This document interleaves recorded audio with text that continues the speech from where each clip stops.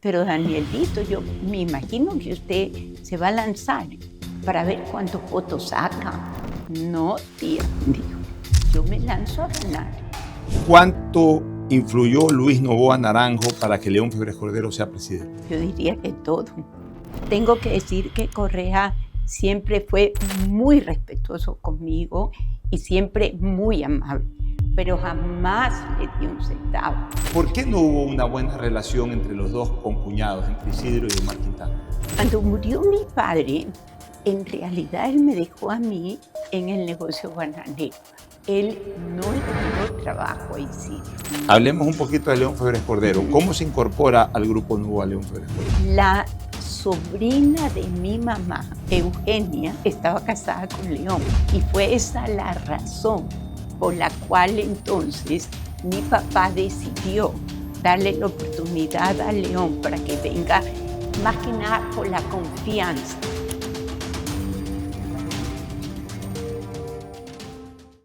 Centro Digital presenta Leyendas. Dirige Alfonso Pocho Harb. Invitada, la señora doña Isabel Noboa Pontón de Loor. Una producción de Centro Digital. Saludos cordiales, amigos oyentes a través de Radio Centro 101.3 en este programa dominical y por supuesto a quienes nos ven por redes sociales. Bienvenidos al programa Leyendas. Este programa en donde la gente que ha hecho historia viene a contar su historia. Y hoy con una invitada de honor, de lujo, especial, yo diría especialísima. Una persona a la que el país entero admira y que es una fiel representante de lo que es la exitosa mujer ecuatoriana. Estamos hablando de doña Isabel Noboa Pontón, empresaria, una mujer solidaria también, madre de familia, abuela, hija de quizás el empresario más importante que ha dado este país. De todo eso vamos a hablar con doña Isabel Noboa Pontón. Isabelita, como cariñosamente siempre le hemos dicho, bienvenida a este programa. Usted ha hecho historia y hoy hay que contarla. Muchas gracias, Pocho, por tus palabras y por esta entrevista. Gusto de verte otra vez. Por supuesto, siempre es un placer estar con usted, saludarla hace muchísimas décadas que la conocemos en diferentes ámbitos. Pero quiero comenzar por que se recuerde quién era Isabelita Noboa una vez que nace de ese matrimonio Noboa Pontón, de Luis Noboa Pontón, el más importante empresario que ha tenido en la historia el Ecuador. Isabelita pues es miembro de una familia en donde tiene, si no mal recuerdo, 2 hermanas, 2 hermanos más, o sea son 5, si no mal recuerdo. ¿A qué escuela ingresó? ¿Cuál fue su vida colegial? Recordemos un poco esos orígenes infantos juveniles de Isabel Noboa.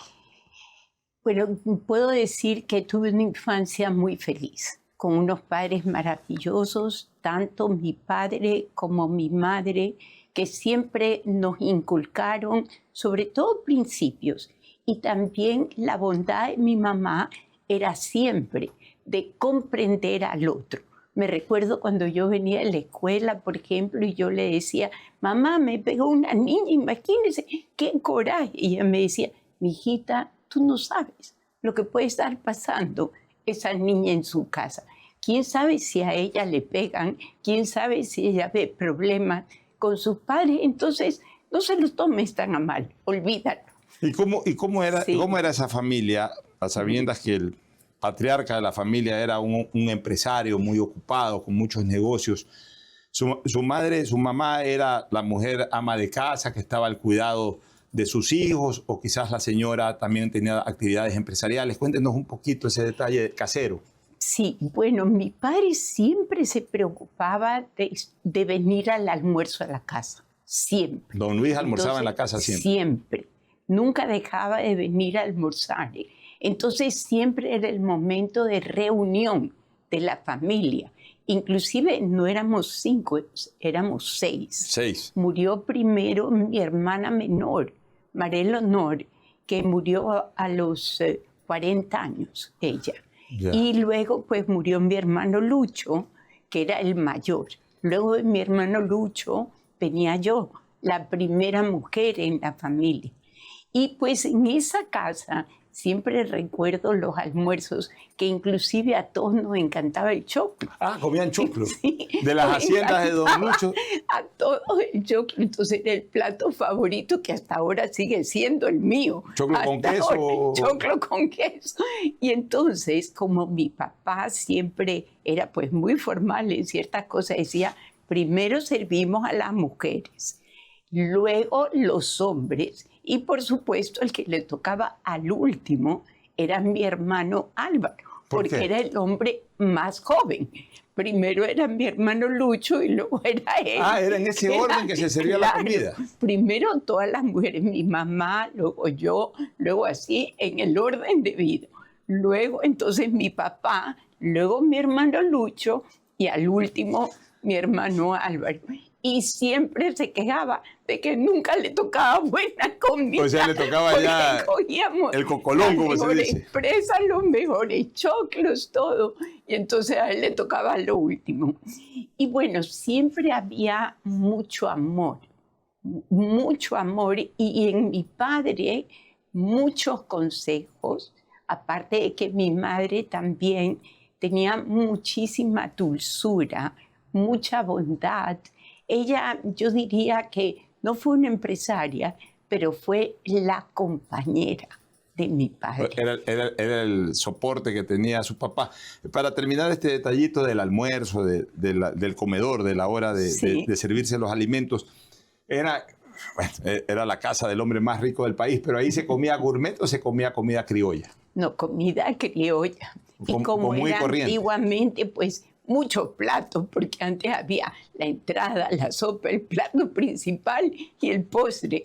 Y pues en la noche también había entrada, sopa, de todo, muchos platos, pero comida criolla.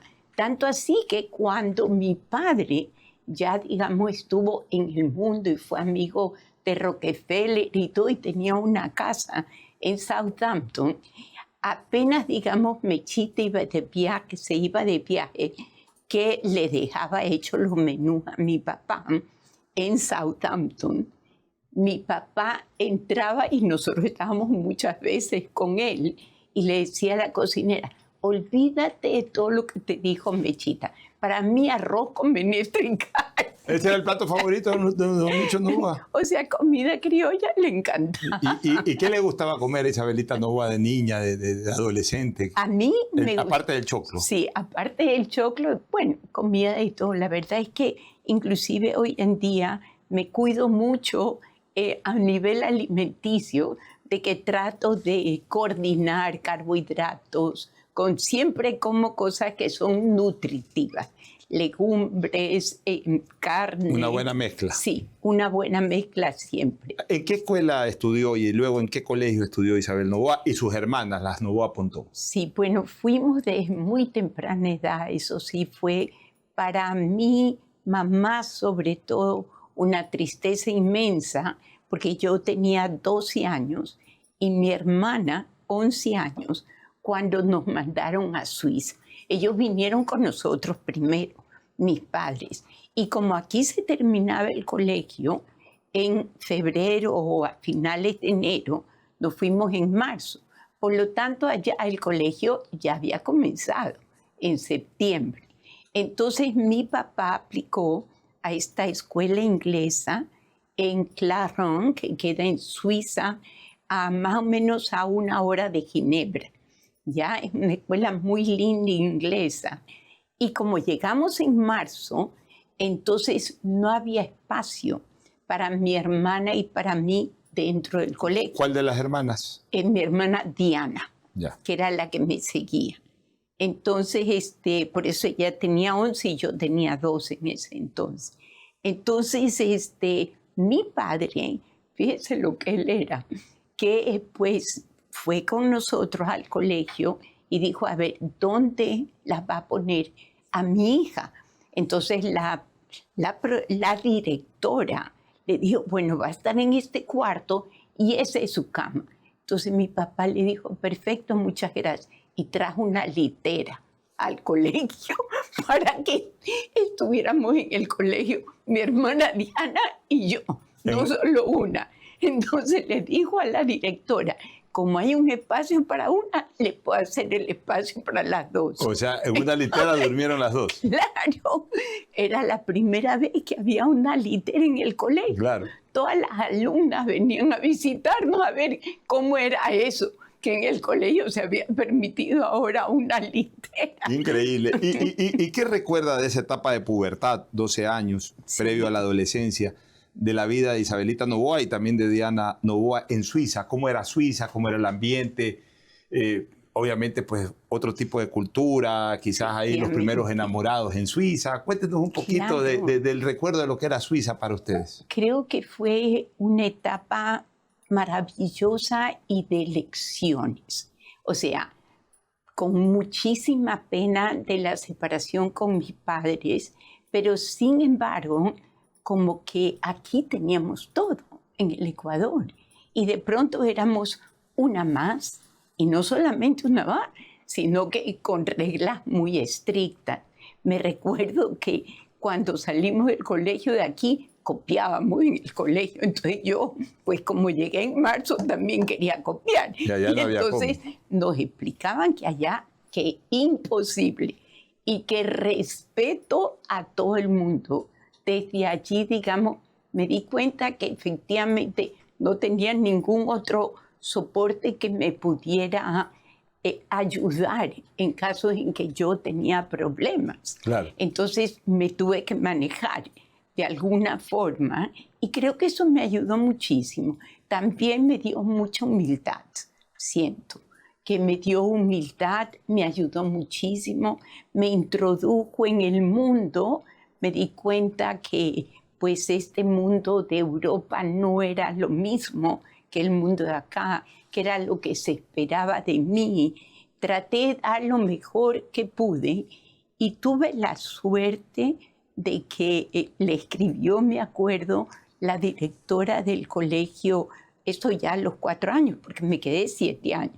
A los 4 años cogimos en el colegio, imagínense, un examen de la Universidad de Cambridge en matemáticas que comprendía trigonometría, álgebra, aritmética, logaritmos, todo. Y lo cogimos 60 alumnas en el colegio y solamente pasamos 3. Mire. Solo pasamos 3. ¿Usted, sí, Diana, pasó? No, pues ella no estaba ella no en se ese quedó. grado para cogerlo. Yo ya había llegado al grado para cogerlo. Ella después no lo tomó tampoco, pero mi otra hermana María Elena sí lo tomó también ese examen. Entonces, ahí fue que la directora le escribió a mi papá y le dijo, su hija tiene una mente matemática, porque tuve la suerte de pasar ese examen entre 60 alumnos. Isabel Noboa Pontón fue la niña de los ojos de Luis Noboa Pontón, de Luis Noboa Naranjo. ¿Usted considera, Isabelita, que usted era la engreída de él? Inclusive yo escribí un libro sobre él y en el libro específico siempre me sentí que era la preferida, pero me imagino que mi padre era tan cariñoso con todas que todas se podían estar sintiendo la preferida. Pero yo tengo muchas anécdotas con él porque era la mayor de las mujeres, entonces me cogía mucho para aconsejarme. Una de las cosas que él siempre me decía, tú tienes que aprender a hacer de todo en tu vida, no puedes confiar en nadie. O sea, no me vas a decir que no te sabes peinar, no me vas a decir que no sabes, digamos, hacerte las uñas y eso. Tú no puedes depender de nadie. O sea, él les inculcaba... Tienes que aprender todo. O sea, él les inculcaba que hasta esos detalles de manicure, pedicure, peinado, todo, Tienes ustedes mismos se lo hagan. aprender todo. La vida no es regalada. Por lo tanto, nadie sabe el momento en que tú estés sola. Y tienes que aprender a saber Y ese consejo, cómo te vas a manejar. y ese consejo de vida le sirvió a Isabel Noboa. Muchísimo, muchísimo. Porque durante toda mi vida, como me gustaba además la parte financiera y por el consejo de mi padre, siempre seguí estudiando la parte financiera. Inclusive me acuerdo que de aquí de Guayaquil, cuando me casé, venía un profesor de matemáticas, de finanzas, de empresas, de Brookdale. Y entonces me enseñaba todo y eso, y yo seguía aprendiendo. Eso me ayudó muchísimo, muchísimo. Isabelita, hemos recordado esta parte de la niñez, de la infancia de Isabel Noboa, que evidentemente pues ustedes nacieron en cuna de oro, como se dice popularmente, porque ya don Luis era el hombre más rico del país. Pero antes de que ustedes nazcan, cuando don Luis Noboa Naranjo era un hombre joven, no era un hombre pudiente, era un hombre que fue forjándose de cero prácticamente. Y yo me imagino que él les contó muchas de las experiencias que él tuvo que vivir para llegar a ser el empresario que después fue. ¿Usted pudiera compartirlas con el público? ¿Cómo fue creciendo Luis Noboa? ¿Cómo era Luis Noboa cuando era niño, cuando era joven? ¿Era un hombre pobre? ¿Era un hombre con ambiciones? ¿Y cómo fue haciendo crecer su fortuna? Mi padre era una persona que hablaba poco de sí mismo y era una persona realmente que tenía mucha humildad, demostraba mucha humildad por lo mismo que había venido de un pasado donde había tenido falencias. Por lo tanto, siempre digo que fue mi gran maestro. ¿Por qué? Porque si bien es cierto que cuando yo ya tenía 10 años, él ya tenía económicamente una solvencia. Sin embargo, por ejemplo, nos ponían aire acondicionado, me acuerdo, y yo me iba del cuarto dejando el aire acondicionado prendido. Mi papá siempre estaba ahí. Bueno, ¿y cómo así? ¿Estás dejando el aire acondicionado prendido? Le digo, pues papá, porque me voy a la calle, pero cuando regrese quiero sentir el cuarto fresco. No. Uno no bota el dinero.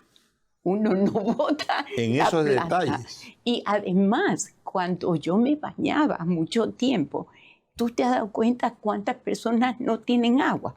¿Tú sabes lo que tú estás botando? Algo que otros necesitan. O sea, él tenía una gran visión social. Él era realmente un maestro, como digo. Siempre en mi vida sentí sus consejos. Tienes que proteger a tus hermanos, tienes que tratar de ser siempre solvente en todo. No creas que siempre vas a tener que confiar en las personas muy cerca tuyo, aunque este sea tu marido, sea quien sea, tanto así que cuando yo me casé, por ejemplo, él no le dio trabajo a Isidro. Ah, él no le da trabajo. 10 años después. ¿En qué trabajaba Isidro cuando ustedes se casaron? Él trabajaba en hacían atún, desnatadora de atún, y también después trabajó con los Mapons en harina de pescado.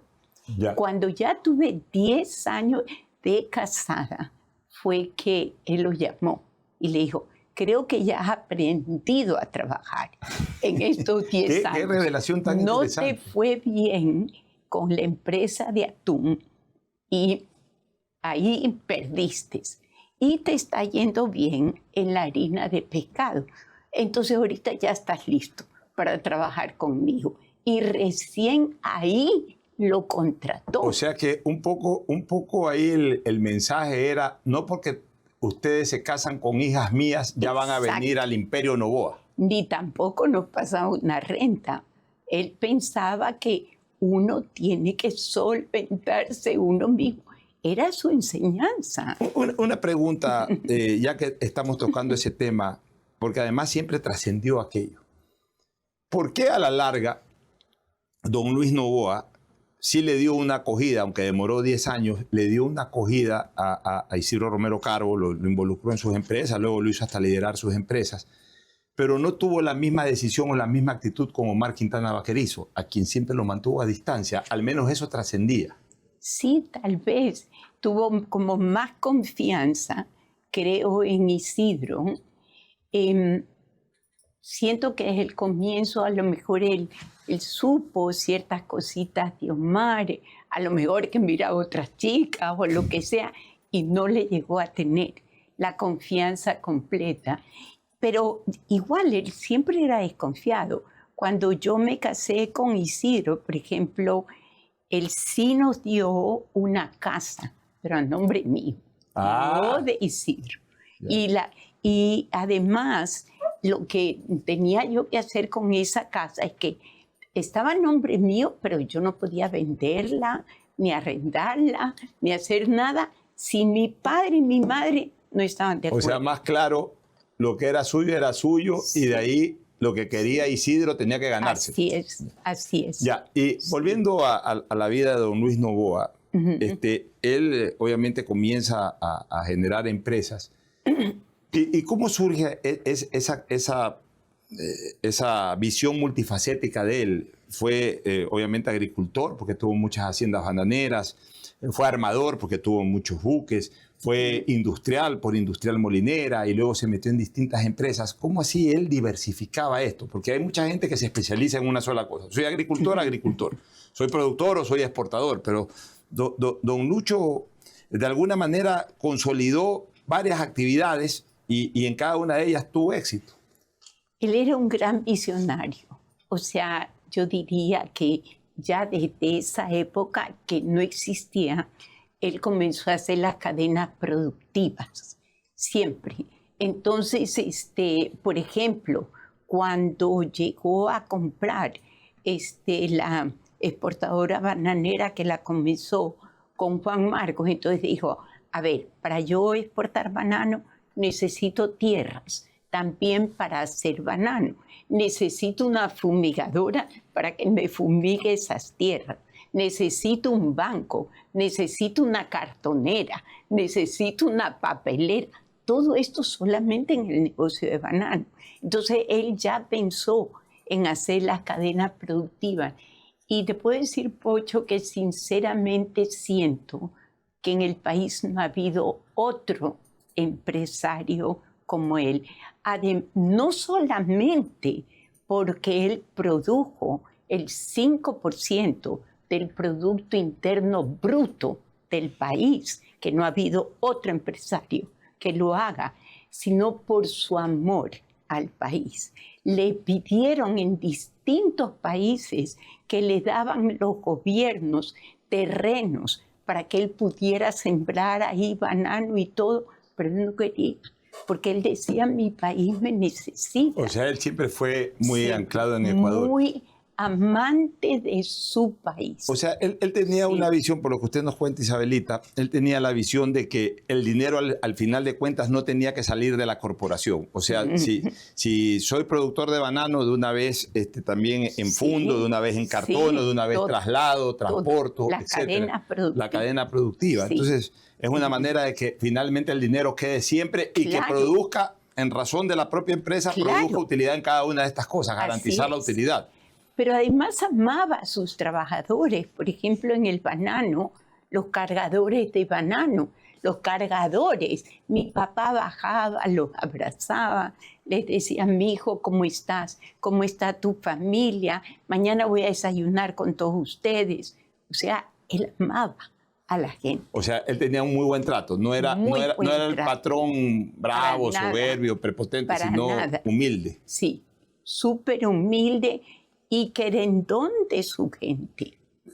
3 o 4 personas en las cuales él haya afincado mucho la confianza. No hablemos ya de los yernos, nada, sino más bien, por ejemplo, de Peche Ponce. Ese entorno de él, ¿cuál era el entorno de mayor confianza de él? Enrique Ponce, por supuesto, el primero. Carlos Aguirre, que trabajaba con él. Miguel Macías, que le llevaba todas las finanzas. Y, por supuesto, luego, pues, León Febres Cordero. Hablemos un poquito de León Febres Cordero. ¿Cómo se incorpora al Grupo Noboa León Febres Cordero? León estaba trabajando en la empresa eléctrica, me recuerdo, pero la sobrina de mi mamá, Eugenia, estaba casada con León. Y fue esa la razón por la cual entonces mi papá decidió darle la oportunidad a León para que venga, más que nada por la confianza que le podía tener para venir y manejar Molinera. ¿Ya? Fue por ahí la cosa, fue porque era casado con la sobrina de mi mamá y que lo veía siempre. O sea, León maneja lo que es la parte industrial, molinera. Sí. No se mete en bananera. Bananera era No. Peche Ponce. Sí, bananera era mi tío Enrique. Ya. ¿Y cuánto influyó Luis Noboa Naranjo para que León Febres Cordero sea presidente? Yo diría que todo. Él dio todo por León. Él auspició la campaña Él de León. auspició la campaña de León, en todo sentido lo protegió y pues creo que él lo quiso muchísimo a León. ¿Y cómo terminó la relación de don Luis con León? Diría que no de la mejor forma por una sola razón. En esos momentos, cuando él era alcalde de la ciudad, lo llamó a mi papá para una reunión de empresarios. Todo el mundo le decía, Lucho, no vayas, León está con sus problemas también, no vaya a ser que de pronto vayas a tener un mal momento. Pero mi papá creía mucho en la gente, entonces nunca se imaginó que podía pasar un mal momento. En esta anécdota que es importante recordarla, ¿cómo fueron los últimos años o los últimos momentos de Luis Noboa? ¿De repente le afectó alguna enfermedad? ¿Comenzó un poco a desconectarse de su trabajo? ¿O hasta el último momento posible estuvo al frente de la empresa? ¿Cómo fueron esos últimos momentos? Él siempre estaba al frente de la empresa, pero cuando ya no se sentía nada bien, yo inclusive fui a acompañarlo a Nueva York, donde él estaba viviendo. Me quedé yo sola con él porque Mechita se fue, como decir, de vacaciones a Miami porque había estado todo el tiempo pues ayudándolo a mi papá en todo. Y algo extraordinario, o sea, tantas cosas que me hizo ver en ese momento. Por ejemplo, su humildad, como digo, que yo le decía, papá, ¿por qué no vamos donde el sacerdote, si quieres, y conversas un poco con él y todo? No, mi hijita, no, qué vergüenza. Pero papá, no importa, es un sacerdote que oye tantas cosas. No, mi hijita, no me atrevo. O sea, era su humildad. Aparte de eso, por ejemplo, todos los días, como a las 6 de la tarde, bajaba mi papá vestido con terno en Nueva York, perfumado, bueno, y su closet era algo impresionante, lo ordenado y todo que tenía. Él era un hombre muy ordenado, que además le gustaba vestirse, y a pesar de que estaba en esos momentos, nunca dejó de hacerlo, nunca dejó de hacerlo. Otra cosa que también demostró su carácter es que Chiquita Banana, que es una multinacional, pues cuando supo que mi padre pues ya no se sentía tan bien, se acercó en Nueva York para ver si estaría dispuesto a vender su negocio bananero. Y cuál sorpresa para Chiquita Banana, que cuando llegó mi papá los acogió muy bien y él le propuso a Chiquita Banana comprar Chiquita Banana. ¿Cuál la sorpresa de Chiquita Banana? Se quedaron súper sorprendidos. O sea, fueron a comprar y prácticamente terminaron vendiendo. Para que vea que era un hombre luchador hasta el último. ¿Y él muere de alguna enfermedad en particular? Él murió lo habían operado de la aorta. Lo habían operado de la aorta y pues un día tuvo como un disgusto y eso ya lo puso muy mal. Ya, pero o sea que, digamos, él no es que estaba ya pasando por una enfermedad que en cualquier momento se esperaba su muerte, sino que fue más bien algo abrupto. Fue algo abrupto en ese momento, sí. Bueno, muy bien. Ya para terminar de hablar un poco de don Luis y entrar un poco más a la vida de Isabel Noboa, las relaciones internacionales de don Luis Noboa, ¿usted pudo disfrutarlas? Porque siempre se habló de que él tenía mucha relación con los Kennedy. De hecho, entiendo que es, bueno, su hermano Álvaro es compadre del actual ministro o secretario de Estado de Donald Trump, Kennedy, Robert Kennedy Jr. Se habló mucho de que don Luis Noboa era muy allegado a la familia Rockefeller. Cuéntenos un poquito de esas relaciones internacionales que tuvo don Luis Noboa. Efectivamente, bueno, a nivel de América, yo diría, con Rockefeller y todos los empresarios más importantes de toda Latinoamérica. Me recuerdo muy bien que una vez hicimos una gira por Galápagos, pero con todos los empresarios más importantes. Vinieron y acá. Con Peggy Rockefeller y todo. Una gira completa en Galápagos. Y en lo que fuera en Europa, por ejemplo, me recuerdo que él me introdujo a la familia Salem, que son de Suecia y son armadores de barco. Y por supuesto en Grecia también conocía a los grandes astilleros y armadores de barcos. ¿Él fue amigo de Aristóteles Onassis? Que yo recuerde, no. Pero, por ejemplo, él mandaba hacer los barcos en Noruega también mucho.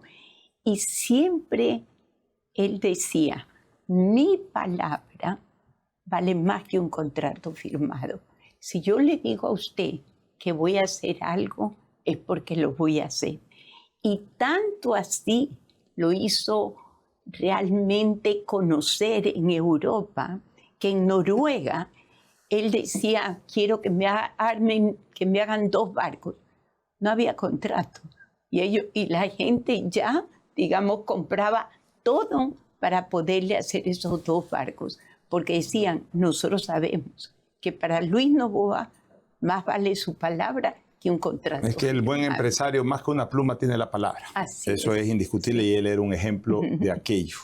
Muy bien. Isabel Noboa viene de Suiza, se casa en primeras nupcias con Isidro Romero Carbo, estructura su familia, pero la gente que la conocíamos, porque bueno, como Isidro se vinculó al deporte, al fútbol en particular, de alguna manera estaba muy cerca de nosotros y por ende conocíamos un poco también de su vida.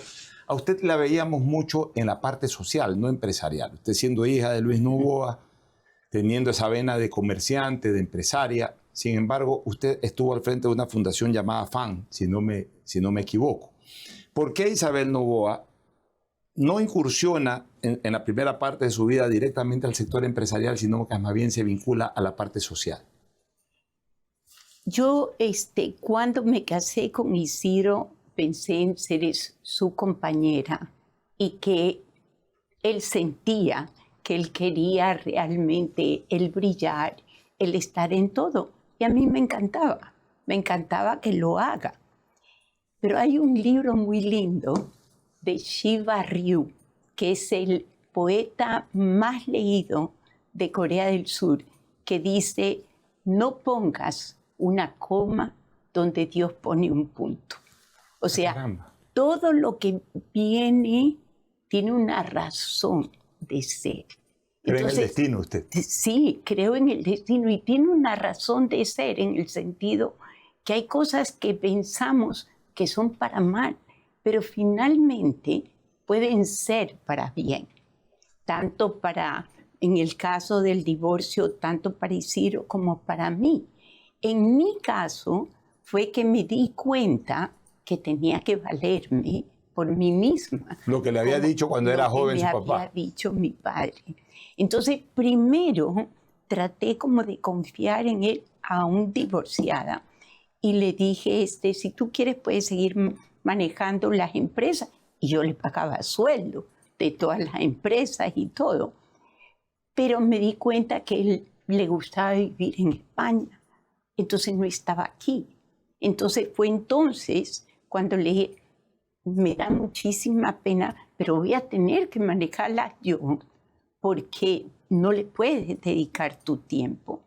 Y entonces me decidí irme a Harvard, a la Universidad de Harvard. ¿Se inscribió en Harvard usted? Me inscribí en Harvard y cogí un curso maravilloso. ¿Después del divorcio? Después del divorcio, que era solamente para CEOs de empresa. Es un curso súper especial con los mejores profesores de Harvard. Entonces, como yo ya tenía, gracias a Dios, mis exámenes, en fin, también hasta mi SAT había cogido en Estados Unidos y todavía había estado en otras universidades, aunque no las había acabado, me aceptaron en Harvard.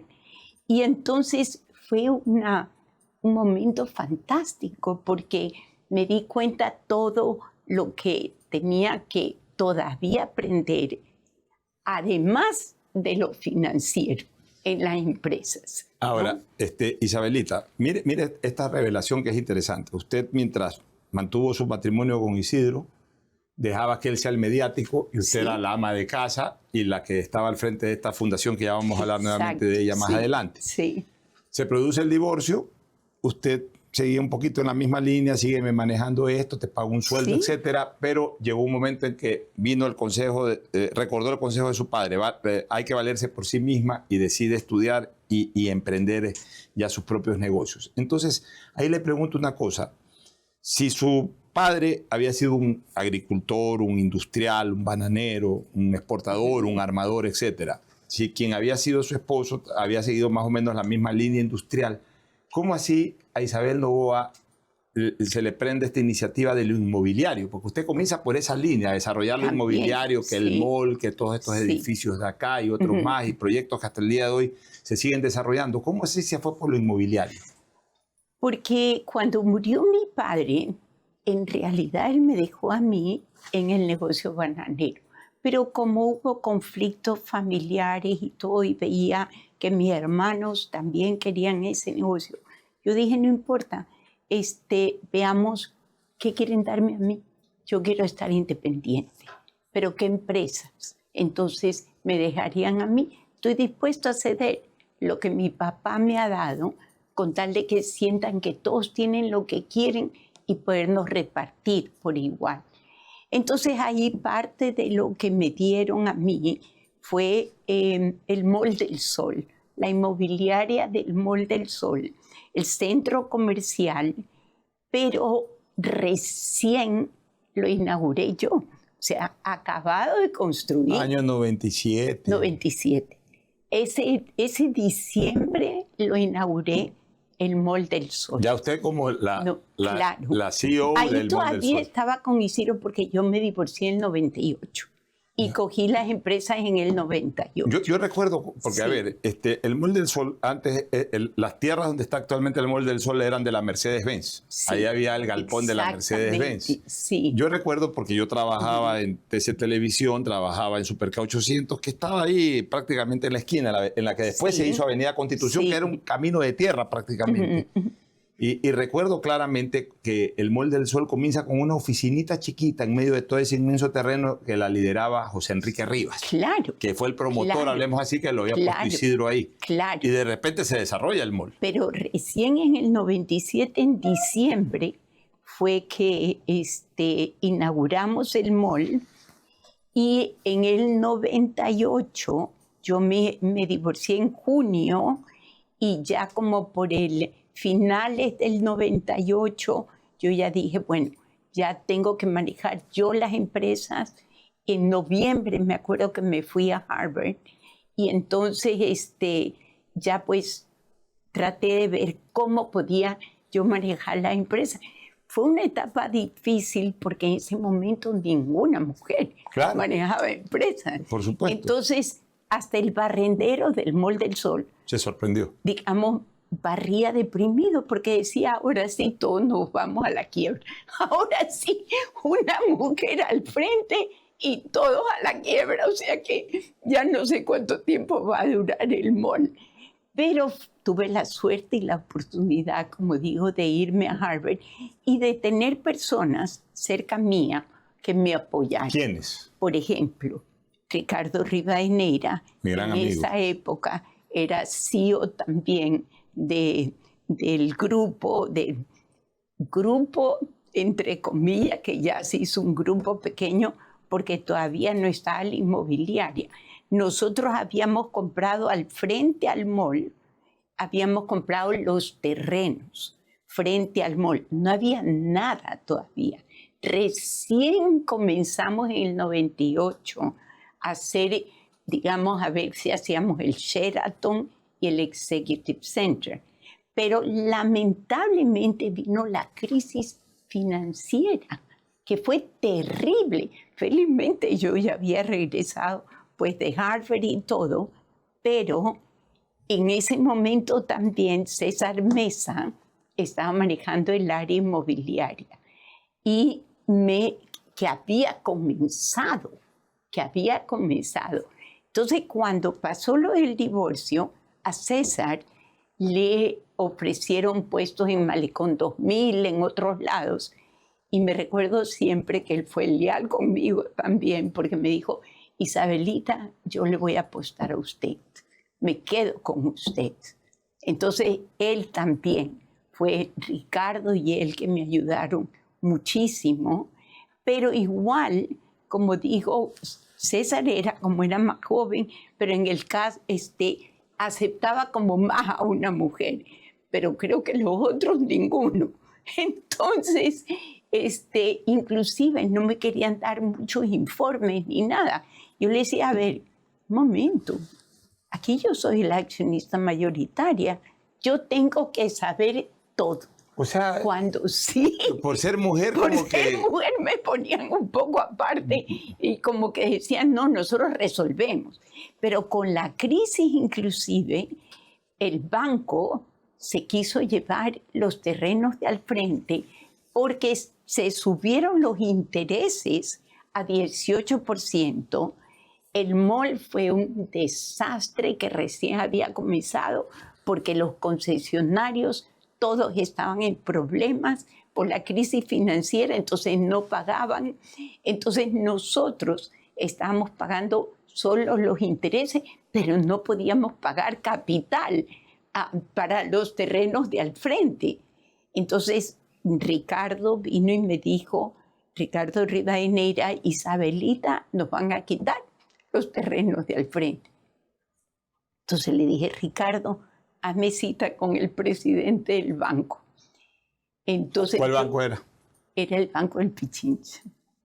Entonces yo fui a Quito con Ricardo y le dije entonces a Fidel, a ver, Fidel, quiero decirte que yo te voy a pagar, que tú no te preocupes, porque de pagarte yo te voy a pagar. Lo que sí necesito es que tú me reestructures esta deuda, porque estoy pagando intereses 18%, estamos en una crisis financiera del país y ahorita capital, yo no te puedo pagar. ¿Y qué dijo Fidel? Entonces, ahí siempre siento que me sirvió ser mujer. Yo creo que le dio pena golpear a una mujer. Los banqueros no tienen corazón, pues, Isabelita. Bueno, pues yo creo que ahí se le salió su corazoncito. Y entonces me dijo, está bien, Isabel, te reestructuro la deuda. Tanto así que al salir, Ricardo me hacía morir de la risa, porque me decía, no puedo creer que le haya reestructurado la deuda. A mí me hubiera sacado con una patadita, me decía. Pero mire qué buen mérito negociar con un banquero de la talla de Fidel Egas. No es fácil. Sí, pero debe haber sido muy exitoso. Mucho. Ya, sí. pero entonces comienza a desarrollarse toda esta estructura inmobiliaria, la famosa Ciudad del Sol acá, Sí. y comienza a crecer mucho Isabel Novoa. Pero, y entrando un poquito al detalle de lo que usted habló al comienzo, a partir de la muerte de su papá y la repartición y todo ese tipo de cosas, ¿cómo a Isabel Novoa le dejaron solamente el Mall del Sol, prácticamente el Mall del Sol? No, cuando el Grupo Novoa eran barcos, cuando el Grupo Novoa era molinera, cuando el Grupo Novoa era exportadora. Supuestamente que se iba a repartir todo entre los 6. Y entonces, como yo quería estar independiente, entonces me dejaban, era eso. Yo prefería estar ¿Y usted estuvo de acuerdo siempre con eso? Prefería estar independiente y tener mis cosas yo aparte. ¿Y eso permitió que la relación suya con sus hermanos hasta el día de hoy siempre ha sido buena? Así es. Nunca hubo discrepancias ni con Álvaro, ni con Luis, ni con sus hermanos. Así es. Siempre, digamos, tenemos una buena relación con todos los hermanos, lamentablemente 2 fallecidos, pero estamos en muy buena relación los 4 hermanos. Hablemos un poquito de la fundación, esta FAN. ¿Qué hacía esa fundación y por qué desapareció esa fundación? Que fue en la primera época de Isabel Novoa, cuando todavía era la ama de casa y la persona vinculada al área social. Bueno, yo creo que todos tenemos como una misión en la vida. Siempre he sentido eso. Desde que nací sentía que tenemos una misión, que venimos todos a hacer algo. Yo creo que tú tienes una misión muy importante, porque la difusión es muy importante. La comunicación, nos decían en Harvard siempre, es de los temas más importantes que tiene que desarrollar inclusive en todas las empresas. Todo tipo de comunicaciones internas, externas, internacionales. La comunicación, y en eso estás tú. Así es, a Dios gracias. Entonces yo... Y en buena parte gracias a ustedes, porque yo comencé comunicación en Tele4 Guayaquil, que era una empresa del Grupo Novoa. Mira tú, qué lindo, qué bueno que haya sido así. En todo caso, yo sentí que habían muchos niños abandonados y que tenía que hacer algo por ellos. Yo tenía solo 26 años. 26 años. Entonces, como no sabía cómo hacer una fundación, no me olvidaré nunca que fui a la iglesia y dije, a ver, Dios mío, yo quiero hacer esta fundación, pero no tengo idea cómo hacerlo. ¿Tú me puedes guiar? Al día siguiente recibí una llamada a Corbol. A Corbol es la agencia coordinadora del voluntariado. Entonces fui allí con una amiga y dije delante de todos, yo quisiera, o nosotros dos, que era Patricia Gonzenbach, quisiéramos hacer una fundación para estos niños. Bueno, nosotros los podemos contactar con FANA en Colombia, a ver cómo lo han hecho ellos. Me fui a Bogotá, hablé con FANA, la Fundación para la Adopción de la Niñez Abandonada. Entonces recogí un poco sus estatutos y fue así como comenzó FAN. Y con muchas amigas mías, que habían sido muchas inclusive alumnas mías en idiomas. Y para que veas, ahí te voy a contar otra anécdota de mi papá, que era un caso. Como te digo, él no me pasaba ninguna mensualidad, pero de pronto, por decir, me mandaba un saco de arroz, o me mandaba cosas así, o banano, o ese tipo de... pero nada de mensualidad. Entonces, cuando yo me casé, como a los 2 años, como yo había aprendido varios idiomas, entre eso el italiano, el francés, el inglés, entonces le digo, papá, quiero armar como un colegio privado en mi casa y me quiero encargar el equipo audiolingual de inglés y también un equipo audiovisual que se llama Monsieur et Madame Thibon para enseñar el francés. Entonces, mijita, ¿y cuánto más o menos cuesta eso? Entonces, tanto le dije, pero yo por supuesto que no tengo ni Isidro tampoco para poder financiar esto. Entonces me dijo, ok, yo te presto. ¿Y cómo me lo vas a pagar? Así era mi papá. Entonces, o sea, nada regalado. Nada regalado para que aprendamos. Así es. Era una buena aprendizaje. Entonces, ¿y cómo me lo vas a pagar? Bueno, pienso tener tantas alumnas, les voy a cobrar más o menos esto. Yo te ofrezco que mensualmente te puedo dar tanto para pagar el equipo. Y me lo cobró. Me lo cobró el equipo porque ese era su aprendizaje. Eso le sirvió para después negociar con Fidel. Por supuesto. Todo tiene su explicación. Por supuesto. Esa fue una forma.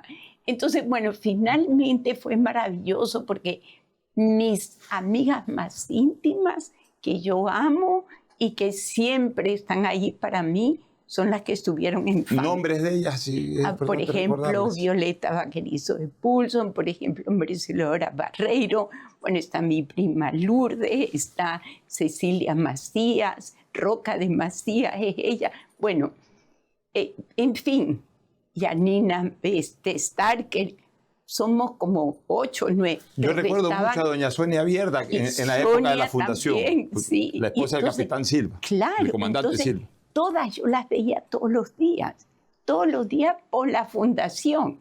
Entonces nos hicimos íntimas. Y tanto así que muchas veces que estoy súper ocupada, puede pasar 1 mes, 2 meses, pero de pronto les digo a las 10 de la mañana, véngase ahora a almorzar conmigo. En la tarde vamos a bailar, solamente nosotros. Y lo hacemos. Y todas están allí. Ninguna deja de estar. Nunca son complicadas ni nada. Son una gallada, como se dice. Son una gallada. ¿Y por qué desaparece FAN? Porque lamentablemente se vendía mucho a los niños en esa época. Y nosotros, por supuesto, no queríamos entregar a los niños así nomás. Porque nosotros teníamos una trabajadora social y investigamos todo sobre los padres adoptivos, que muchos eran internacionales, que iban a adoptar a los niños y tenían que mandarnos inclusive por trabajadoras sociales licenciadas totalmente con su número de licencia y todo, siempre informes de cómo eran estos padres que iban a adoptar y luego de cómo estaban estos niños que habían sido adoptados, porque nosotros queríamos que estos niños tengan el mejor hogar posible. Lamentablemente surgió mucho la venta de estos niños. ¿A qué llamamos venta de niños? Que venían muchos padres, no donde nosotros, porque nosotros éramos una entidad seria, pero que a lo mejor en otro albergue donde habían otros niños y eso, y estaban dispuestos a dar una cantidad con tal de que les den el niño, sin que tengan nadie, sin ningún filtro. Entonces nosotros realmente éramos muy desconfiados y los queríamos a nuestros niños. Entonces luego vino el gobierno de Correa y pues nos dijeron que nos iban a quitar los niños para el gobierno poder decidir a dónde se iba. Entonces nosotros dijimos, ok, si el gobierno quiere decir, pero nosotros queremos participar también en este directorio en que se va a elegir a los niños. Y queremos tener voz y voto porque quienes estamos manteniendo estos niños y los traemos somos nosotros, pero no nos permitieron. Entonces, cuando no nos permitieron, decidimos que no queríamos... Cerraron la fundación. Sí, cerramos. Ahora, ya que mencionamos a Rafael Correa Delgado, que fue presidente de la República entre el 2007, inicio del 2007 hasta el 2017, allá por el año 2006, cuando por primera vez se lanza de candidato a la presidencia Rafael Correa, se comentó mucho, Isabelita, que usted era una de las principales auspiciantes económicas de esa candidatura. No, jamás, porque jamás hubiera traicionado a mi hermano. Mi hermano era el candidato opositor. Pero tengo que decir que Correa siempre fue muy respetuoso conmigo y siempre muy amable, pero jamás le di un centavo. Lo que pasa es que, por ejemplo, él hacía reuniones de empresarios, me invitaba, por supuesto, a mí, y me recuerdo que una vez que llegué a Quito tarde para la reunión, estaba en esa época que ya falleció Ricardo Estrada, representando a la Corpey, que también venía de Guayaquil. Él era muy alto. Y yo entonces entré al salón atrás de Ricardo porque estábamos entrando tarde. Y de pronto sentí que me cogieron y era Correa. Me dice, no, tú vienes al lado mío. Tú te sientas al lado mío. Y a pesar de que él había ganado las elecciones a Álvaro y a pesar de que no era una buena relación, sin embargo, mantuvo con usted una buena relación. Conmigo mantuvo una muy buena relación, siempre fue muy respetuoso, inclusive creo que en este tema de los niños a lo mejor él ni se enteró. Esto era del Ministerio de Bienestar Social, ¿no? Pero puede ser que él ni se haya enterado, no lo sé.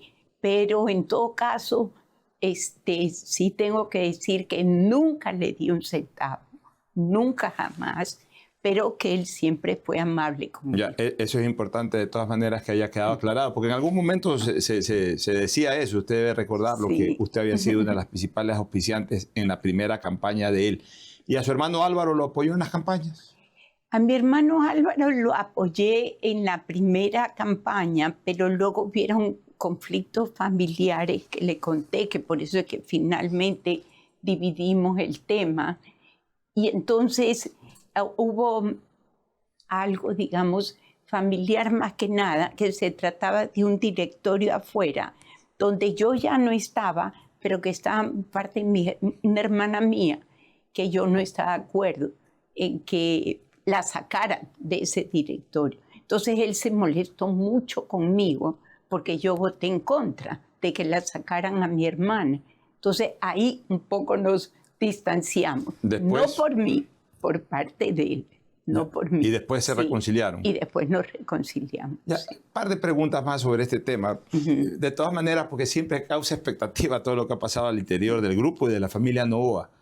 ¿Por qué no hubo una buena relación entre los dos concuñados, entre Isidro y Omar Quintana? Yo creo que al comienzo hubo una gran relación, inclusive vivíamos al lado, el uno del otro. Y entonces siempre él venía a mi casa o nosotros íbamos a la casa de ellos. Primero hubo una gran relación. Creo que después ya fueron por temas. Omar no era una persona fácil tampoco. Era mi amigo y también tuvimos problemas, muy duros problemas en algún momento. Sí, no era una persona fácil y Ciro tampoco era fácil. Entonces fue eso seguramente lo que los distanció después. Yo no conozco ninguna cosa especial. Y también siempre se habló de que la relación no era muy buena entre Isidro y Álvaro. Tal vez mi hermano Álvaro siempre venía donde mí. Él era muy pegado conmigo, inclusive. Siempre me mandaba flores, siempre cuando quería algún consejo, lo que sea, venía y caminábamos y conversábamos muchísimo. Y pues yo creo que tal vez mi hermano Álvaro era un poco desconfiado también con Isidro. Y a lo mejor eso los distanció un poco. Bueno, viene en el 98, usted lo acaba de recordar, el divorcio con Isidro. Isabel Novoa regresa de Harvard, es CEO de todos sus negocios, etc. ¿En qué momento de su vida, por esa época, aparece Agustín Lor? Pasó algún tiempo, recién como 6 o 7 años después de divorciarme yo, es que apareció Agustín en mi vida. Y pues creo que fue la persona perfecta para mí, primero porque era una persona que en todo sentido demostraba no tener un interés monetario, tanto así que tenemos separación de bienes. Y aparte de eso, él era médico, yo admiraba mucho su conocimiento, su inteligencia. Creo que en ese momento que apareció él, fue la persona perfecta. Por supuesto, tengo un gran cariño y una gran admiración por Agustín y definitivamente yo creo que fue la persona que ayudó a consolidar un poco porque era el perfil distinto a su primer esposo. Isidro mediático, Agustín más bien perfil bajo, dedicado a su trabajo. Los dos grandes personas, pero bueno, en todo caso de estilo distinto, ¿no? Sí, claro que hablemos ahora, Isabelita, de las nuevas generaciones. Las generaciones que implican a sus yernos, especialmente a Pablo, que ahora está creciendo mucho en el mundo inmobiliario, a sus dos nietos, a Pablo Jr., que también es un tigre en el área inmobiliaria, y a Leo Campana, que es un extraordinario futbolista. Pero también quiero hablar de sus sobrinos y en particular de Daniel, que es el presidente de la República. Entonces, comencemos por crear el escenario de cómo ha sido la vida de los primos, o sea, de sus hijas, de su hijo, de los hijos de Álvaro. En general, ese entorno familiar siempre fueron bien llevados, se frecuentaban mucho, se frecuentaban poco. Comencemos por contarle un poco a la gente de ellos. Bueno, entre los primos, por ejemplo, entre mis hijos, los hijos de mis hermanos, hay un chat familiar, que cada vez que hay una discusión se va del chat uno, luego vuelve. O sea, siempre van a haber ciertas discusiones, a lo mejor entre primos y todo. Entonces, estamos hablando de los hijos de Lucho, de Álvaro y de sus hermanas. Claro. De todos ellos tienen ahí su chat, que siempre están presentes y se hablan y eso, y pues cuando no están de acuerdo con algo, pero ahí no estamos los tíos. En lo que se refiere, pues, a nosotros, como digo, con mis hermanos, maravilloso, Con mis hijos le agradezco a Dios tener los 3 hijos que tengo, que siento que los 3 son maravillosos. Y bueno, los nietos son un regalo de Dios también. Y tengo un bisnieto, que es el hijo de Pablo Javier, que hoy está trabajando conmigo desde hace un año. Y pues están trabajando ya conmigo 2 nietos también, aparte de Pablo Javier. Tanto Nicolás, que ahorita está siendo el hijo de Isidro, de mi hijo Isidro, que está haciendo su masterado en Boston por 1 año, como Isidro Andrés, que es el hijo mayor de mi hijo Isidro también, que se graduó de ingeniero industrial. Y están manejando con mi hijo Isidro nuestra área de agroexportación. Mire usted qué interesante. Un poco ahora recreando cómo fueron las cosas. Un buen día nos enteramos, porque estábamos vinculados en el mundo del deporte, que su hija pues estaba de novia de un gran tenista, de Pablo Campana, que era parte del equipo Copa Davis.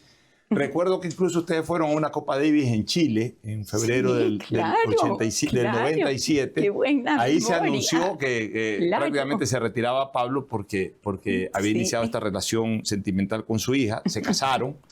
Pablo ya después se retiró del tenis. Y él comenzó a trabajar con Isidro. Tanto él como mi amigo Zurita, ambos comenzaron a trabajar con Isidro Romero. Ya ustedes estaban divorciados, pero ellos trabajaban con su suegro. Y después entiendo pues, que se cambiaron a trabajar en su área, en Novis, etc. Sí. Pero hubo un momento en que Pablo se independizó y fue en la misma línea, en la línea inmobiliaria. Sí. ¿Hoy son parte del mismo grupo o cada quien tiene su grupo? No, cada cual tiene su grupo y pues sí, siento que... Pero sin embargo, por ejemplo, hemos hecho entre ambos grupos el rascacielos. Máximos, el que está en Ciudad del Río. Ese es el edificio más grande del Ecuador. Eso lo hicimos con ambos grupos. Pero él tiene su sector y yo tengo... ¿Y entonces por qué Pablito Junior está trabajando con usted y no con el padre? Porque la abuela necesitaba ayuda también de parte de jovencitos como mi Pablo Javier, que tiene 27 años. ¿Ese es su engreído? Bueno, yo diría que todos mis nietos para mí son maravillosos, tanto así que antes de venir acá tengo una nieta también que se llama Isabela, que acaba de venir de Boston y me llamaba, Bella, ahora te voy a ver, como sea te viene porque tengo que verte antes de que te vuelvas a Boston. Tengo por parte de los Zurita también unos nietos maravillosos. Yo diría que todos son engreídos, pero tal vez hoy en día el que más veo es a Pablo Javier. Digamos en voz baja, la abuela paga mejor que el papá. Yo creo que por ahí puede haberse tomado esa decisión. Por lo menos en este caso tiene todo mi apoyo y todo mi amor. Y está desarrollando muy buenos proyectos. Muy buenos proyectos. Inclusive en la provincia del Oro se están yendo ahora. Conversábamos con Vito Muñoz hace un rato que están por el Oro. Efectivamente, ya sabes que esa provincia era la engreída de mi padre también, porque mi padre quiso mucho a la gente del Oro. Ahí estaban las grandes bananeras también. Y nosotros como Novis, hace 10 años, ya estuvimos allí desarrollando otras de nuestras ciudades dentro de la ciudad. Y lo mismo hoy, estamos otra vez allí haciendo un gran desarrollo inmobiliario. Bueno, ya hemos hablado de Pablo Junior, primero de Pablo el yerno, luego de Pablo el nieto, que aparentemente es el engreído. Pero resulta que Isabelita Noboa estuvo durante muchos años casada con un presidente de un equipo tan popular como Barcelona y a la larga le termina un nieto saliendo futbolista. Y ese nieto es Leo Campana, que ya ha jugado en Europa, que juega en los Estados Unidos, que es un jugador convocado con alguna frecuencia en la selección ecuatoriana de fútbol. ¿Cómo es esa relación con Leo? ¿Cómo usted disfruta de las actividades futbolísticas de Leo? Cuéntenos un poquito. Bueno, Leo también es otro de los nietos especiales. Yo diría que todos son especiales. Él es un profesional, un futbolista profesional, pero además él es bello por dentro y por fuera. Lo encuentro que es guapísimo, lo encuentro que es una persona muy espiritual, muy linda por dentro, y pues estoy seguro que en algún momento dado él sí se va a destacar internacionalmente y ya está haciendo goles que son muy especiales. Hubo un cabezazo casualmente que hace unas 2 semanas, lo hizo, que bueno. ¿Y usted ve los partidos de Leo? No me puedo perder los partidos del Mier. ¿Ya ha ido al estadio allá cuando jugaba con Messi, ahora que juega en Boston? ¿Ha ido al estadio? Sí, pero en Miami sí, en Boston todavía no. Y él la llama con frecuencia, abuela. Bueno, hablamos de vez en cuando, pero siempre me siento muy orgullosa de él. Y él no tiene vena comercial, o sea, después del fútbol, él no está, o quizás ahora incluso, porque él debe estar ganando muy bien, juega en Estados Unidos, juega en Europa, debe tener su propio capital. Sí. Él no está pensando quizás en invertir en estos proyectos con ustedes, no, como que no se enfoca hacia ese lado, o solamente está dedicado a lo deportivo. Yo creo que con el padre se ha invertido en proyectos. Conmigo no, pero con el padre sí creo que ha invertido en proyectos. Ahora, se habla de que Pablo, su yerno, sueña con ser presidente de Barcelona, algo que fue su esposo en su momento, y también no se ha escapado por ahí el sueño de Pablo Campana de ser presidente del Ecuador. ¿A usted le gustaría que Pablo se inmiscuya en esto o prefiere tenerlo ahí como empresario y como yerno? Bueno, creo que mi hija no le gustaría para nada que Pablo sea presidente del Ecuador. Ella está en contra de que él se meta en política. Pero quiere meterse, Pablo.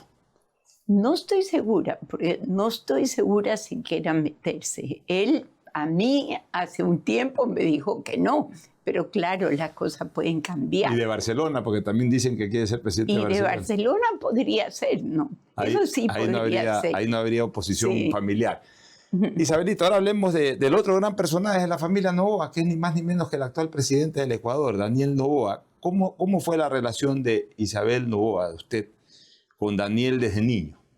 Ya, desde niño yo lo veía, no siempre, de vez en cuando, pero enseguida, digamos, por supuesto, tenía un afecto además especial para él, porque él siempre fue muy cariñoso conmigo. Entonces, por ejemplo, si yo me iba a Miami, tía va a estar en Miami, venga, le invito a almorzar. Y siempre me llamaba la atención y siempre le decía, porque ya él tenía 30 años y eso. Y entonces, cuando conversábamos, le decía, bueno, cuénteme en qué está ahora estudiando. Decía, no puedo creer. Pero ¿cuándo va a terminar usted de estudiar? No, es que tía, ahora políticas internacionales, ciencias políticas, estoy en un tipo de CEO que es internacional. Bueno, viví estudiando. Él es una persona realmente preparada, que vale mucho porque está muy preparada. Admiro en él muchas cosas. Su valentía, su rectitud y al mismo tiempo su devoción, su entrega. Creo que lo que él está haciendo por el país, tratando de sacarlo adelante, sin que sea algo que necesitaba hacer, porque él no necesitaba ser presidente para poder vivir bien y seguramente fuera del país. Sin embargo, lo que él está haciendo es algo que lo compromete para toda su vida. Y cuando Daniel ya decide entrar a la política, que primero funda un movimiento político en la provincia de Santa Elena, se lanza para la asamblea, sale asambleísta, luego se presenta como candidato a la presidencia en la famosa Muerte Cruzada. ¿Usted conversó con él? ¿Lo apoyó quizás? Cuéntenos un poquito ese detalle ya de la relación, la empresaria Isabel Noboa con el político Daniel Noboa. Antes de eso, inclusive, él ya me había nombrado madrina de su segundo hijo. ¿Con Lavinia? Sí, con Lavinia, porque la primera es, digamos, ya sabemos, con Gabrielita, y la segunda es con Lavinia. Entonces, Alvarito es mi ahijado de bautizo. Ah, usted es comadre del presidente. Sí, aparte de tía, comadre. Sí. Demuestra una gran relación. Ahí demostraba realmente que me tenía un aprecio. Entonces, cuando él decidió, que fue algo inesperado, ¿no?, ya lanzarse a la presidencia, me llamó a Miami, yo estaba en Miami, y me dice, tía, me he decidido lanzar a la presidencia y quiero saber si cuento con su apoyo. ¿Apoyo de qué naturaleza? No, yo pienso que era más que nada como persona. No lo sentí nunca que era como un apoyo económico. Yo sentí más bien que era un apoyo como persona. Pero entonces, como él realmente todavía no se había lanzado a la palestra, mi respuesta fue, pero Danielito, yo me imagino que usted se va a lanzar para ver cuántos votos saca, para hacer una primera como encuesta entre la gente, para ver qué pasa. No, tía, me dijo, yo me lanzo a ganar, me lanzo a ganar. Y por eso quiero saber si usted va a estar ahí conmigo. Y usted ya sabe que conmigo cuenta. Definitivamente yo estaré ahí para usted. Entonces se hicieron muchos videos, incluso. Claro, yo recuerdo que yo le estaba respaldando. Ya, y ahora la relación con él, una vez que ejerció un primer periodo corto, para complementar el periodo de Guillermo Lasso de la muerte cruzada, y ahora que es presidente ya por 4 años, ¿cómo es la relación con él? ¿Se hablan con frecuencia? ¿Se escriben? No diría que con frecuencia, pero porque soy muy respetuosa de las cosas que él puede estar haciendo en la presidencia y no me meto para nada en la parte política. Para nada. Al contrario, he salido perjudicada por la parte política. ¿Por qué? ¿Por qué? Porque, por ejemplo, sacaron un momento dado de que Daniel había decidido dar el desayuno escolar a Ordeño porque su tía es accionista. Yo decía, pero yo nunca he sabido que yo he sido accionista de Ordeño. ¿Usted no es accionista de Ordeño? No, pues entonces, a ver, vean, ¿por qué dicen eso? ¿Y por qué dijeron eso? Porque hace 40 años mi papá recibió como en parte pagó un pequeño número de acciones del Ordeño que yo no conocía. ¿Cuánto es ese Entonces porcentaje? yo, digamos, ahorita estaba con el 0.001% y ahí era accionista. Entonces, pero eso es lo que decía. Luego, por ejemplo, se va a Canadá, no, porque la tía está en minas. Nunca hablamos en Canadá con él del tema de minas. Nunca jamás. Pero en todo me sacan que yo estoy y que lo está haciendo para beneficio mío. Ni le he pedido, ni está haciendo nada. ¿Usted ha visitado a él en Carondelet? ¿Ha tenido la oportunidad de visitarlo? Sí, he estado con él ahí. Pero en más Carondelet. socialmente. O sea. Sí, socialmente. Y no, pues no hemos... Yo nunca ni siquiera le he pedido un favor para que me haga algo en las empresas o algo por el hecho de que él está allí. Y cuando hay la posibilidad de conversar, él escribe, no, sí, hay conversan, algo que se ven en reuniones familiares. Pero poco nos vemos también porque, claro, cuando yo voy donde mi hermano Álvaro, él está en Quito, entonces si es su cumpleaños, claro que voy y lo ha celebrado también aquí y así, ¿no? Pero poco, no es una relación que me muero de pena porque ahora que mi ahijado está pues en Quito ya no lo veo ya no se tampoco. puede ver. Y Isabelita, Sí. y su relación con su cuñada Anabela, muy buena, siempre. Sí, siempre, sí. Una gran persona, Anabela. Sí, siempre muy buena relación y con ella si me veo más, si voy a ver a mi hermano y todo, pues siempre está allí. Algo me comentaba usted, volviendo un ratito a lo de don Lucho Novoa Naranjo, de que van a hacer un musical biográfico de la vida de él. Cuéntenos un poquito, cuéntele a la gente de qué se trata esto. Realmente algo maravilloso y comenzó con Luis Padilla, que ha hecho muchos musicales y todo, y que vino donde mí y me dijo, me encantó el libro de su papá, que yo hice perfil de un triunfador, y entonces he hecho un musical que me gustaría que usted escuche. Por supuesto, y va a ser un honor. Fantástico, decía, pues ponerlo al aire. Claro. Entonces, bueno, le digo, la verdad es que mi papá se merece eso y más. Me encantaría ver y pues lo estamos apoyando para hacer el musical que tiene un costo, pero todo lo que reunamos de las entradas y todo va a ser para beneficio de Unidos por la Educación.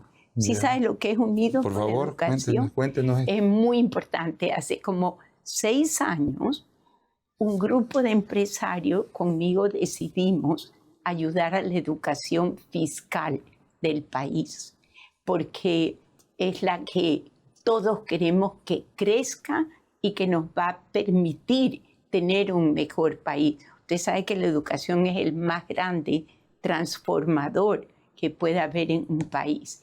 Y pues se nos fueron uniendo cada vez más empresarios. Hoy en día ya somos como 200 empresarios que están apoyando. ¿Y qué es lo que hacemos? La hacemos a veces desde cero, pero tenemos un convenio con el Ministerio de Educación. Entonces vamos donde la ministra y le decimos, a ver, este empresario quiere ver qué escuela fiscal tiene cerca de su empresa. Entonces nos dicen, son estas y cuál es la que más necesita por su infraestructura y todo. Entonces este empresario la comienza a hacer casi desde cero, esa escuela, porque a veces no tienen ni siquiera agua, la infraestructura está terrible, tienen que cambiarla toda, les ponemos todo el equipamiento, pero además el sistema de educación Montessori, y para eso capacitamos a los profesores del Ministerio de Educación que tienen para ese sector. Entonces, ya tenemos más de 200 escuelas que hemos hecho, más de 200, y que están, digamos, en 15 provincias. Mire usted, qué bonito, sí, qué bonito algo trabajo. Muy lindo, porque muchas escuelas, además, son de 1,000 niños, de 2,000 niños, y es un cambio increíble. Y es el trabajo silencioso de los empresarios, y un poco con esa vena social que usted tuvo en FAN, ahora también lo está trasladando a la educación infantil. Una última inquietud, Isabelita. ¿Por qué ustedes, como hijos, todas son personas pudientes, no emprenden, por ejemplo, en una obra cinematográfica para recordar a Luis Noboa Pontón? Aristóteles Onassis tuvo una película. Sí. Rockefeller ha tenido películas. ¿Por qué no de repente se contratan a un gran productor general, buenos actores, incluso internacionales, que recreen la vida de quien fue Luis Noboa Naranjo? Yo creo que es importante que el país conozca quién fue el empresario más importante de la historia, cómo surgió, cómo creció, cómo desarrolló sus empresas, y qué mejor que en una película. Así lo pensé yo también desde el momento en que escribí el libro de mi papá. Y me conecté primero con empresarios importantes en Nueva York, pero no me funcionaba, no conseguía realmente ese interés que yo necesitaba. Hablé directamente con Antonio Banderas. Entonces él me decía, pero ¿por qué, Isabelita, quieres hacer esta película? Le digo, porque es importante. Pero por supuesto. Él es un ejemplo para aquellas personas que no, esos jóvenes que tienen temor de emprender algo porque dicen, no tengo dinero, no tengo a lo mejor la capacidad, no tengo a lo mejor el conocimiento. Mi padre no tuvo universidad. Sin embargo, su talento matemático y su visión lo llevaron a ser ese empresario más importante del país, sin tener nada. Entonces todo lo hizo con su perseverancia y sobre todo con principios. Y sabe una cosa, la gente a través de una película termina entendiendo, comprendiendo y conociendo más que a veces un libro. Les recomiendo algo, Isabelita. No ir tan lejos, no ir a Antonio Banderas, no ir a Hollywood. En Colombia están haciendo muy buenas producciones biográficas. Ya, y de repente por ahí contactar a gente vinculada a la producción colombiana que puedan, por ejemplo, hacer una gran obra cinematográfica sobre la vida de Lucho Noboa Naranjo podría ser una buena alternativa. Le voy a contar Pocho. Primero, introduzcámonos primero al musical que habla de la vida y que los invito a todos para que asistan realmente a ese musical que va a ser en Sánchez Aguilar el 19, 20, 21 de septiembre. Compren las entradas para beneficio. Y cuenten con nosotros para difundir. Y cuenten con nosotros para difundir eso. Sí, eso es muy importante. Pero además, Entonces terminé hablando con Luis Felipe Fernández Salvador, que no sé si lo conoce, pero él ha hecho unas películas muy lindas también. Entonces él me dijo, Isabelita, yo la hago. ¿Ya? Yo voy a hacer la película, usted no se preocupe. Un poco me preocupa que a veces las películas tratan de meterle un poco más de interés en cosas que no son verdaderas, pero es parte. Bueno, es que el 70% es cierto y el 30% son leyendas porque algo tienen que enganchar también de pero expectativas. Luis Felipe, hasta hace como un mes que estuve con él, me dijo, no se preocupe que eso va. Bueno, qué bien. La felicito, Isabelita, le agradezco por esta presencia. Yo sé que usted ha tenido una deferencia enorme, pero lo importante, usted es una mujer que ha hecho historia. Y tenía que venir a contar esta historia para que la gente de largo y perennemente siempre tenga como consulta este programa para saber quién ha sido una de las más grandes empresarias y emprendedoras que ha tenido el Ecuador, doña Isabel Noboa Pontón. Muchas gracias, Isabelita. Muchas gracias. Un honor más que nada, placer. agradecer a todo este público que siempre me respalda, que siempre he sentido ese cariño y ese amor de ese público que me respalda. En Leyendas estuvo Isabel Noboa Pontón. Como ya lo dije, una mujer que ha hecho historia y que ha venido a contar su historia. El próximo domingo estaremos con... Centro Digital presentó Leyendas. Espérenos el próximo domingo en Centro Digital.